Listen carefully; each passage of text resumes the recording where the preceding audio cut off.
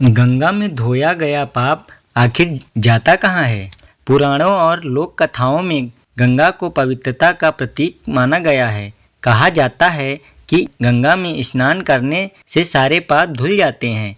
लेकिन क्या आपने कभी सोचा है कि ये सारे पाप जाते कहाँ हैं? क्या गंगा उन्हें निगल जाती है या कोई अदृश्य शक्ति उन्हें कहीं और ले जाती है? बहुत समय पहले जब धरती पर पाप बहुत बढ़ गया था, तब भगवान शिव ने गंगा को अपनी जटाओं में रोककर धरती पर उतारा। गंगा ने वचन दिया था कि जो भी उसमें स्नान करेगा उसके पाप धुल जाएंगे।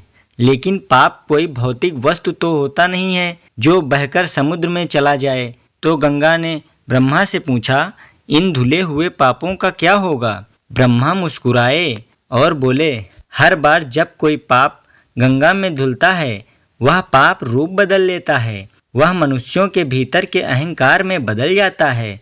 इसलिए जितना अधिक लोग पाप धोते हैं उतना ही जरूरी है कि वे विनम्र बने। अगर नहीं बने तो वह पाप किसी और रूप में लौट आता है। गंगा सोच में पड़ गई। वह केवल शरीर को नहीं, आत्मा को भी शुद्ध करना चाहती थी। तभी एक दिव्य योजना बनी। गंगा ने तय किया कि वह पापों को अपने भीतर नहीं रखेगी, बल्कि उन्हें धरती के कोनों में बिखेर देगी, जंगलों में, पहाड़ों पर और सबसे ज़्यादा इंसान के विचारों में। इसलिए आज भी जब कोई गंगा में स्नान करता है उसका पाप तो धुल जाता है, पर यदि वह फिर से वैसा ही कर्म करता है तो वह पाप वापस लौट आता है और इस बार वह और भी भारी होता है। इसलिए कहा जाता है, गंगा पवित्र करती है पर सच्ची शुद्धि तभी होती है जब मन भी निर्मल हो।